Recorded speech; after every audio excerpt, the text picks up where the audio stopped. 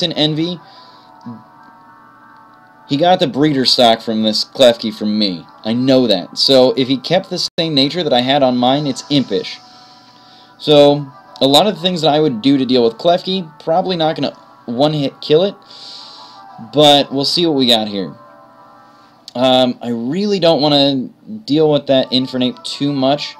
He does worry me quite a bit, but Ferrothorn and Klefki, really good setups, both of them. And that Greninja does bother me a little bit, but we should be able to switch in and deal with that pretty well. But we probably need to have either probably just need to have a Azumarill or Meowstic up against that Infernape. That's the biggest thing that we need to focus on. Keeping Azumarill alive so that we can deal with Infernape in the late game. Infernape, Glass Cannon. Hits really hard, but very fragile. So hello everybody, this is DKG's Avos. Seems like now that Pokebank Pokemon are starting to work their way around, Infernape's starting to be a popular thing. Now, we've gone for Nidoking. If we go for Nidoking, we don't have to worry too much about our attack here, hitting us in the face with Swagger. I wasn't paying attention, so I wasn't seeing if there was an air balloon there, so I'm going to go ahead and go for Fire Blast, because I wasn't paying enough attention. And that's really all it was. I was staring right at you, and not the DS. Stream delay might make it so that I could probably see whether he had an air balloon, but psh, why would we need that when we got Fire Blast? The reason that I'm saying that I'm going for Fire Blast, not knowing if he's got an air balloon, is because if he's got an air balloon, then he doesn't deal with any of the ground stuff that I want to throw at him. Oh, come on! Fire Blast, what's up? 85% chance to hit, and it misses. Which, I mean, I've had some pretty good luck with Fire Blast lately, so I guess I was kind of due for one. I didn't want to switch out Nidoking, but it looks like Azumarill is going to come in here, and Shiny. Looks like Pikachu. Chubby Pikachu. And going to be able to resist that pretty well. Flamethrower not going to do a whole lot. Could go for the T-Bolt, but we saw how much damage Azumarill really did to Nidoking in the last batch. I really don't want to have Azumarill taking out our Nidoking that quick. So we're going to have to do something else here.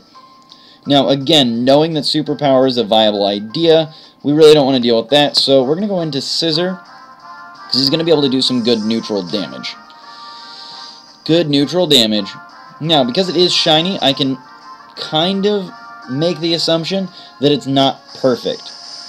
Shinies, especially because this is not the Pokegen era where everybody got the chance to make shiny perfect Pokemon, I can pretty much predict that this Azumarill, probably 3 or 4 IV, probably not 5 or 6. Now, that said, I've got a perfect 6 IV Umbreon that's a shiny that's available to be given away if somebody can get it out of my cold dead hands. Gotta beat me for it. That said, we don't want to underestimate this thing. But we are going to go for Bullet Punch. Stab, priority, going to do neutral damage to Azumarill, or anything else that comes in. Unfortunately, it's going to be Ferrothorn, so we're not going to be doing any damage whatsoever. We're going to take more damage from Iron Barbs than we're going to do to this thing. Usually a very good physical defensive Pokemon, and we're just not going to do that much. Nope. Oh, that's super good. A little bit more than hail damage there. Rocky Helmet and Iron Barbs taking that down quite a bit. Ferrothorn a really good switch at that point. So what can we go into? We can probably go into Walrein, try and stall things out, but he's a Grass-type Pokemon with Power Whip, and Walrein's more special defensive bulky. We go into Nidoking, predicting that there's going to be some sort of, I don't know, spikes going out. Get Nidoking in before we have to worry about his health too much. Nidoking, he's going to resist the Stealth Rocks. He's not taking that much damage to them. But the biggest thing about Nidoking is that, well, he's not as strong, he's not as bulky as we ever really want him to be. So, at this point, I'm going to go for Earth Power. And the reason I'm doing this is because if Azumarill switches in, then I'm going to do neutral damage to it. I'm going to do stab neutral damage. So it's going to be pretty good. Stab, plus the fact that it's got the Life Orb and Sheer Force.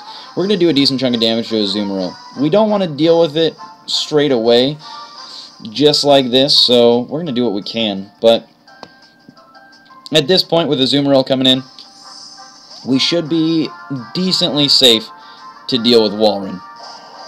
Or deal with Azumarill with Walrein. Now, I am worried about Superpower. That's my biggest threat with Walrein. But we've got the... Alright, good to go. Now, we can set up the Hail, deal with Azumarill that way. We can... We're going to go for the Protect first, though. See if he's got Superpower on him. If he's not going for Superpower at this point, if he's going for Waterfall again, it could potentially be Choice Banded. And this is what I'm saying, where Protect is really more of a scouting move than anything else. If he's got Superpower, we really don't want to keep Walrein out here. We want to switch into something else. We took a little bit of damage from the Stealth Rocks because they're super effective against Walrein. Takes away a quarter of his health right away. We took a decent chunk of damage from the Waterfall, but it is what it is. At that point, we already know that Porygon 2, not a safe switch. Scissor, because he's at below half health, he's at a third of his health. Scissor's not a safe switch. Nidoking might be a safe switch, but Aqua Jet, really big problem. So we're going to go ahead and go into Azumarill at this point, because we can deal with Superpower from another Azumarill. We're not going to do any stupid amount of super effective damage, but we're going to do some damage. And at this point, I'm less worried about Azumarill than all the rest of the Pokemon. Because his Azumarill's already at a lot lower HP. It's going to be a bit of an issue. So we can go for the Aqua Jet on Azumarill. And I feel like Play Rough is probably the best move that he's going to have from this Azumarill. He's also lowered his attack, lowered his defense. So if that Azumarill stays in, we're not too worried about it. Because his attack's low, his defense is low. We can probably hit him for a little bit more than he's going to hit us for. But knowing that he's gone for the Superpower, knowing that we've got a physical attacker that's a water type, I was thinking that really we weren't going to see Electivire, but we were going to see Ferrothorn come back out. Now, Nidoking against Electivire. Nidoking against Electivire seems like a really good choice. Honestly, super good.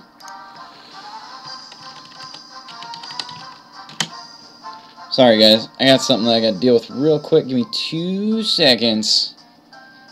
Nidoking versus Electivire seems like a really great choice just because, well, our stab super effective is a lot better than his. But the big thing is that he's got Ice Punch, and we got to worry about that quite a bit. We really don't want to stay in against the Ice Punch unless we're like 100% sure that we're going to outspeed him, which I'm not. I'm just saying that right now, I don't think we're going to outspeed an Electivire. So, at that point, we need to figure out what we want to switch into an Ice Punch.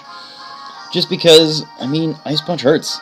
If he's going for Thunder Punch, he's going to hit Azumarill super effectively, knowing that we've already said out loud that, hey, Ice Punch, that's going to be painful.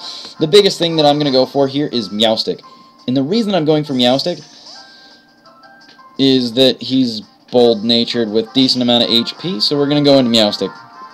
There's not a whole lot else to go for, but that Ice Punch right there, painful. Don't want Nidoking in against that at all. Yes, we've got rocks up, but without a Rapid Spinner, we don't have anything that we can deal with it. So we can't go for the Thunder Wave, but we can go for Swagger, try and get some Swagger hacks in there. We had some pretty good luck with Swagger hacks, so maybe it'll bite us in the ass this time, but maybe, just maybe, we can do alright. Swagger hacks!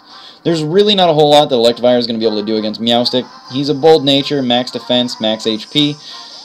We really don't want to go for the T-Wave here. Except against Greninja. Greninja would be a great T-Wave absorbent. The reason that I really didn't want to go for T-Wave on Electivire is if he's got Motor Drive.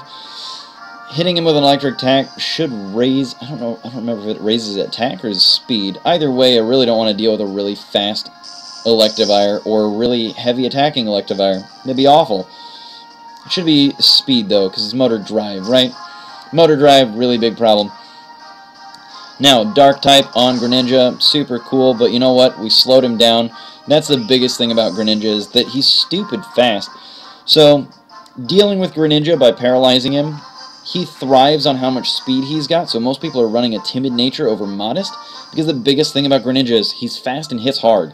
So we want him to be fast and hit hard. If he's not fast, he's not going to hit hard first.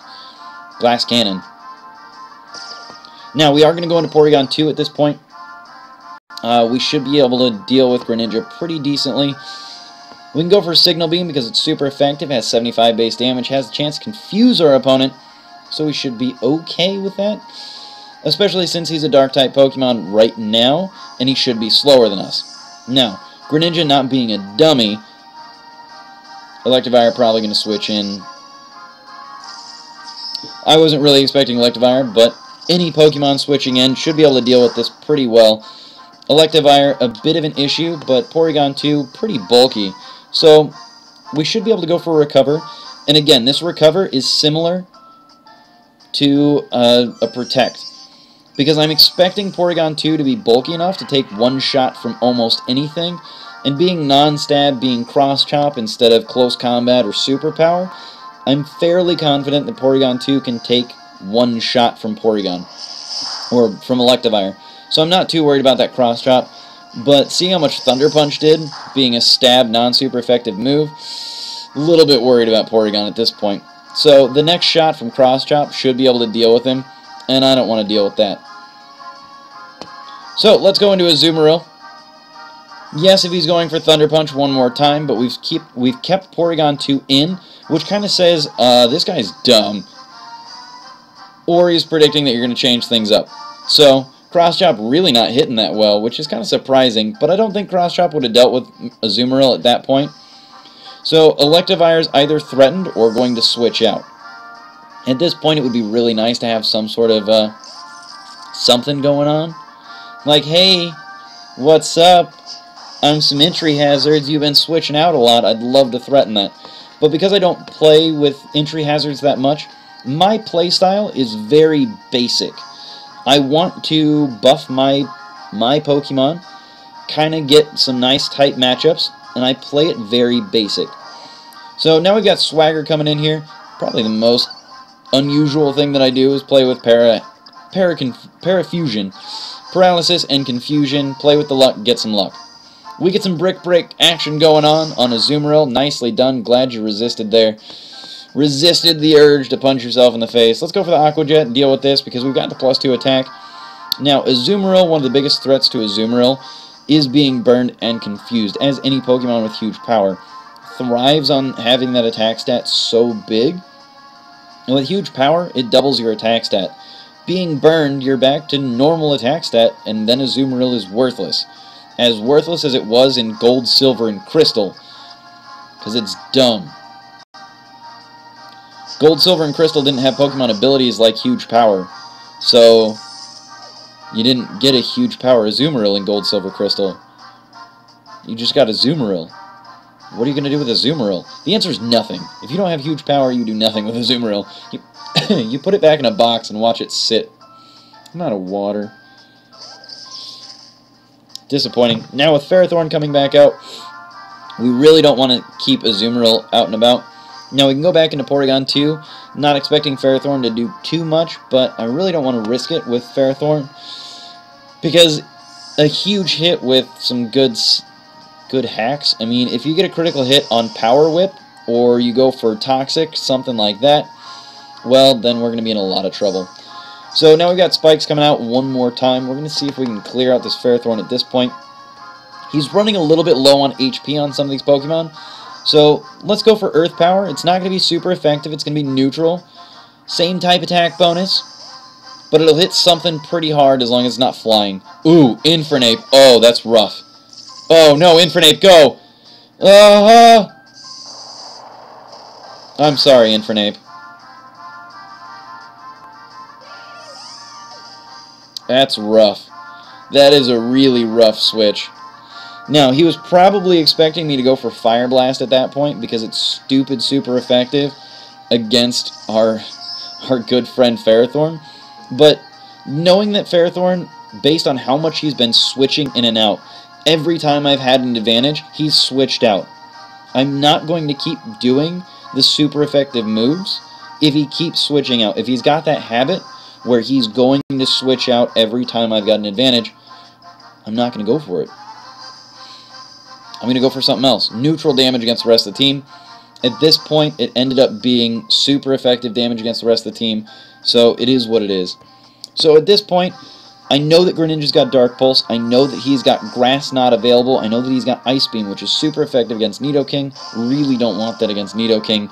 So I'm going to go into something that might be able to survive it, and if he doesn't, not a huge deal. Extra Sensory is going to come in. Another good move from Greninja. I mean, either Ice Beam or Extra Sensory. I prefer having Extra Sensory on Greninja just because it hits Mega Venusaur super effectively at that point and does 40 to 50% of his normal, like 40 to 50% of Mega Venusaur's HP on one move. That's crazy to me. So now at this point, we've got Greninja. He's been Dark, he's been Psychic, and well, he's paralyzed, so we should be able to hit him first. Now, unfortunately, Porygon 2, it's a bit of an issue, and his attack's rising, but you know what? We can hit him for Signal Beam and deal with Greninja, or we can go for Recover, try and survive the next shot, see what we can do.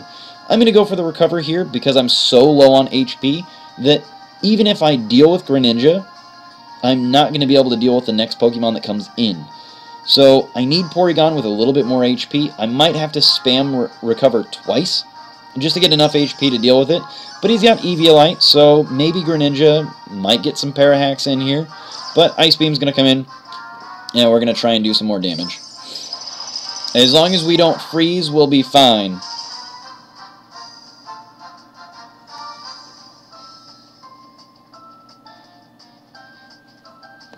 Alright. Well, that happened. 10% chance of happening, and it happened. So I'm going to go for the Tri-Attack. I don't think Tri-Attack thaws our Pokemon. Nope, it doesn't. So, Parahacks. Alright, we got a chance. So you're saying there's a chance? Yes. It's like a 1 in 10. Oh, we got it! We got it! Back in Gen 1, it was a 1 in 10% chance. It was a 10% chance of happening that you were going to thaw out. And sometimes you just never did. You would never thaw out. But we got it. We got the thaw, we got the attack off, we're good to go. Greninja takes some more Life Orb damage, and he's basically out of here. We just need to finish him off a little bit. Alright, so we've got Nidoking available. Nidoking should be able to outspeed a paralyzed Greninja, because again, Greninja without the speed is basically nothing. So we're not too worried about him. We should be able to deal with him pretty well. Even if something else switches in, we should be okay.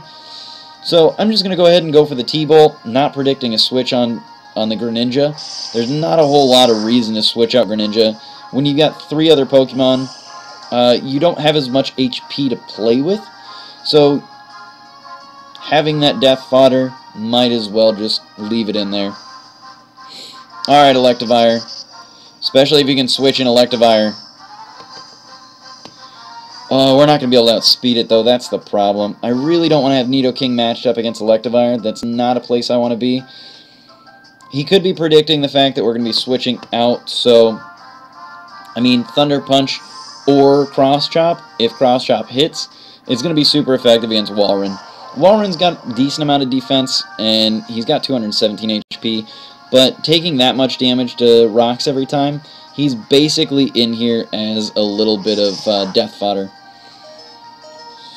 We know that Walrein's not going to be able to take a shot from Electivire at this point, not with Cross Chop, not with the Thunder Punch, but you know what? Let's see what we can do. We'll go for the Protect, we'll scout out what he's going for. We'll burn 1 PP of 1 move, and it's not really going to make a huge difference, but it looks like Earthquake's coming out. Ooh. I don't think so. I don't think so, Walrein. I'm sorry, buddy. You're going to go for Frost Breath and see if you can, but Thunder Punch is going to deal with you the rest of the way. Not bad. Alright, so now is when things get a little bit tricky. We've got Electivire on really low health. He's got a couple more Pokemon, and he still has that Ferrothorn around. So we need to worry about that. Aqua Jet's going to deal with Electivire, but we got issues. So it looks like Electivire is opting to stay in. We've got the Aqua Jet, so we're going to go for it. And now at this point, I think we should be able to deal with everything else with Nidoking, hopefully outspeeding it. Ferrothorn, we know that we can outspeed with our Nidoking, but at this point with Spikes and Stealth Rocks up, we have to go for Brick Break. We have to do as much damage to Ferrothorn as possible, because we can't switch in Nidoking and expect that Azumarill is going to stay alive for another switch. It's just not happening. With Rocks and Spikes up, no way. Ferrothorn, if he's smart, he's probably going for another layer of Spikes or something, but it looks like Gyro Ball just to make sure that Azumarill was dead. Just in case Nidoking decided he wanted to switch in, but Azumarill was pretty much dead. So it looks like Nidoking's just going to try and deal with this for the rest of it. Alright, Ferrothorn, what you got going? Now, knowing that Ferrothorn is a defensive bulky Pokemon, not a special defensive bulky Pokemon, most of the time, we can go fairly safely with Earth Power instead of Fire Blast, because we're on our last Pokemon. We want things that are going to guaranteed hit. We don't want to go for that risk of, maybe 15% of the time it's going to miss. No. I'm in my last Pokemon. This is the last straw I've got. I don't have anything else. Now, Azumarill coming in here. Ooh, that Aqua Jet's going to OHKO the rest of Nidoking. So, that's GG. Nidoking with the T-Bolt, going after Azumarill just in case there's some sort of miracle, but no, it's super effective. It's going to deal with Nidoking the rest of the way. GG, well played. That was a long-fought battle, trying to get some ground in there. Had it pretty close at the end, but down to the last. Down to the last, indeed.